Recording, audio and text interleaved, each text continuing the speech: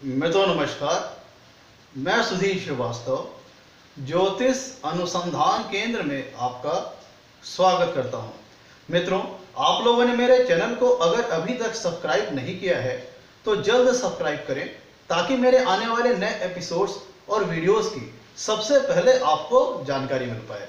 मित्रों, ज्योतिषीय योगों की श्रृंखला में आज हम बात करेंगे मृग योग के विषय में।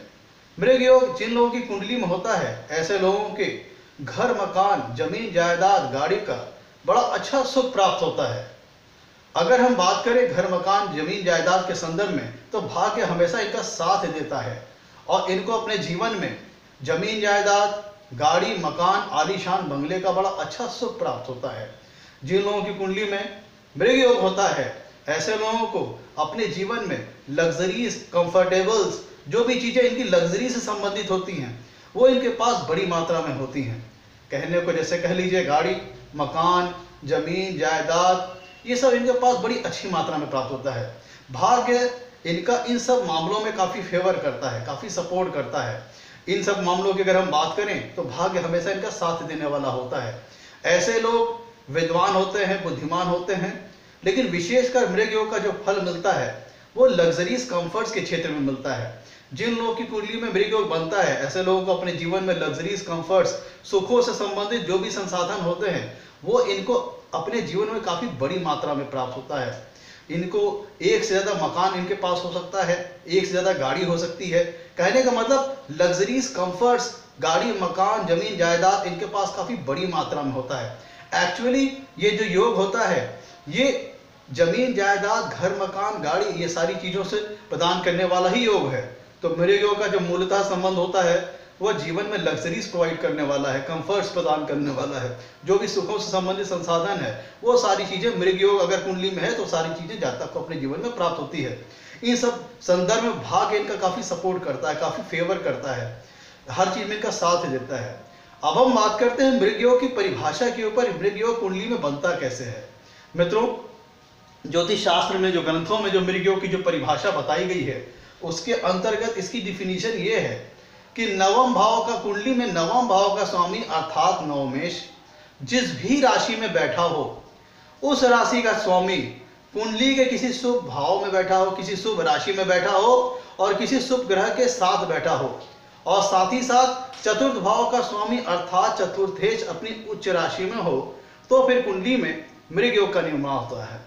ध्यान दीजिएगा, परिभाषा को समझने की कोशिश कीजिएगा। मृग योग की, मृग योग में कहा गया है इसकी परिभाषा में कि नवम भाव का स्वामी अर्थात नवमेश जिस भी राशि में बैठे उसका स्वामी किसी शुभ ग्रह की राशि में बैठे, साथ ही साथ किसी शुभ ग्रह की युति में बैठे, और साथ ही साथ चतुर्थ भाव का स्वामी अर्थात चतुर्थेश अपनी उच्च राशि में स्थित हो, तो फिर कुंडली में मृग योग का निर्माण होता है। आपको एक उदाहरण के माध्यम से मैं समझाने की कोशिश करता हूं कि आखिर कुंडली में मृग योग का निर्माण कैसा होगा। तो जैसे कि मृग योग की परिभाषा बताई गई है, मैंने कहा है कि नवम भाव का स्वामी अर्थात नवमेश जिस भी राशि में बैठे उसका स्वामी किसी शुभ ग्रह की राशि में और किसी शुभ ग्रह के साथ बैठा हो, और साथ ही साथ चतुर्थेश, चौथे भाव का स्वामी अर्थात चतुर्थेश अपनी उच्च राशि में हो, तो फिर जाकर के मृग योग का निर्माण होगा। तो आपको समझाने के लिए मैंने एक सैंपल चार्ट लिया हुआ है और मैं आज जो भी सिद्धांत बता रहा हूं वो सभी लग्नों पर एप्लीकेबल होगा।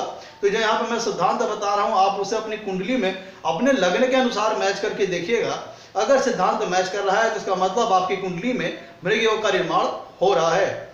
ध्यान दीजिएगा, आपको समझाने के लिए मैंने कर्क लग्न का सैंपल चार्ट लिया हुआ है, ठीक है, और यहाँ पे मैं जो उदाहरण बताऊंगा वो सभी लग्नों पर एप्लीकेबल होगा।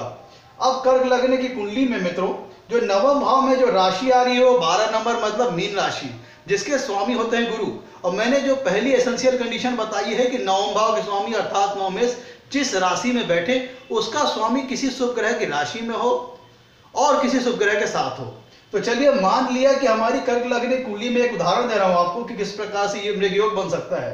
नवम भाव में आ रहा है 12 नंबर मतलब मीन राशि जिसके स्वामी होते हैं गुरु। मान लीजिए गुरु कर्क लग्न की कुंडली में पंचम भाव में बैठे हैं।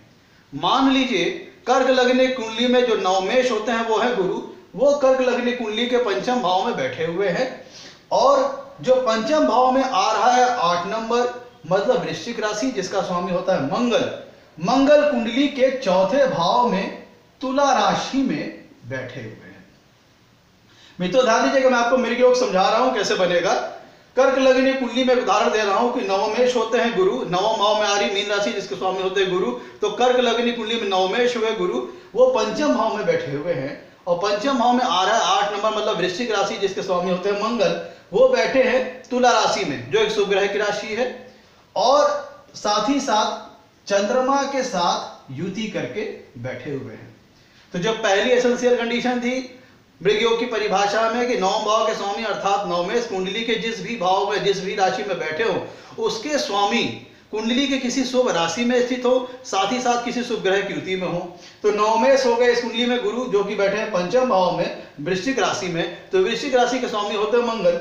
मंगल मान लीजिए कुंडली के तुला राशि में बैठे हुए हैं जो कि शुभ राशि है और एक चंद्रमा के साथ युति किए हुए हैं जो कि एक शुभ ग्रह है। फिर मैंने दूसरी अनिवार्य कंडीशन यह बताई मृग योग की परिभाषा में कि साथ ही साथ चतुर्थेश अपनी उच्च राशि में होना चाहिए। तो अगर हम बात करें मेष कर्क लग्नी कुंडली में तो चौथे भाव का स्वामी होता है चतुर्थेश जो कि प्रस्तुत एग्जाम्पल में आ रहा है चौथे भाव में तुला राशि जिसके स्वामी होते हैं शुक्र और शुक्र होते हैं उच्च के मीन राशि में। तो हमने शुक्र को मीन राशि में लिख दिया। तो हमने शुक्र को उच्च की जो शुक्र की राशि होती है वो मीन, तो हमने मीन राशि में शुक्र को लिख दिया। तो मित्रों ध्यान दीजिएगा, अब मैं आपको समझा रहा हूं एक प्रैक्टिकल एग्जांपल के थ्रू कैसे मृग योग कुंडली में बनता है। तो जो मृग योग की परिभाषा थी कि नवमेश जिस राशि में बैठे उसका स्वामी ग्रह किसी शुभ राशि में किसी शुभ ग्रह के साथ बैठा हो और साथ ही साथ चतुर्थ भाव का स्वामी अर्थात चतुर्थेश अपनी उच्च राशि में हो तब फिर मृग योग बनेगा। तो प्रस्तुत एग्जाम्पल में नवम भाव में आ रही है मीन राशि जिसके स्वामी होते हैं गुरु अर्थात कर्क लग्न कुंडली में नवमेश हुए गुरु जो कि पंचम भाव में बैठे हैं जहां पे राशि आ रही है वृश्चिक जिसका स्वामी होता है मंगल। मंगल शुभ ग्रह की राशि अर्थात तुला राशि में बैठे हैं और चंद्रमा के साथ युति करके बैठे हैं जो कि एक शुभ ग्रह है। और कर्क लग्न कुंडली में चौथे भाव में आती है तुला राशि जिसके स्वामी होते हैं शुक्र। तो कर्क लग्न की कुंडली में चतुर्थेश हुए शुक्र और शुक्र उच्च के होते हैं मीन राशि में। तो हमने मीन राशि में शुक्र को लिख दिया। तो एक उदाहरण के माध्यम से मैंने आपको समझाने की कोशिश की है कि मृग योग कुंडली में कैसे बनता है। अगर इस तरह की स्थिति आपकी कुंडली में बन रही है तो इसका मतलब आपकी कुंडली में मृग योग का निर्माण हो रहा है। ध्यान दीजिएगा, जो अगर आपकी कुंडली में सारी स्थिति बन रही है तो इसका मतलब आपकी कुंडली में मृग योग का निर्माण हो रहा है। और अगर मृग योग आपकी कुंडली में बन रहा है तो मृग योग इस बात का प्रॉमिस है कि आपको अपनी जिंदगी में घर मकान जमीन जायदाद का बहुत अच्छा सुख प्राप्त होगा। आपके एक से ज्यादा मकान हो सकते हैं, एक से ज्यादा गाड़ियां हो सकती हैं, आपका जीवन लग्जरीज और कंफर्ट से भरा हुआ हो सकता है, आपका जीवन एक सुखी और संपन्न जीवन होगा। मित्रों ये थी मृग योग की परिभाषा। इसी प्रकार हम नए योगों को आपके सामने लाकर पेश करते रहेंगे। मित्रों आपसे कहना है मेरे वीडियो को लाइक करें और मेरे चैनल को सब्सक्राइब करें ताकि मेरे आगे आने वाले वीडियोस की आपको जानकारी मिल पाए। आज के लिए इतना ही मित्रों। आपसे कहना है आपके जो लाइक्स होते हैं और जो सब्सक्रिप्शन होते हैं वो हमें मोटिवेशन प्रदान करते हैं ताकि आगे चल करके हम आपके लिए और अच्छे वीडियोस बना सकें। आज के लिए इतना ही मित्रों, धन्यवाद।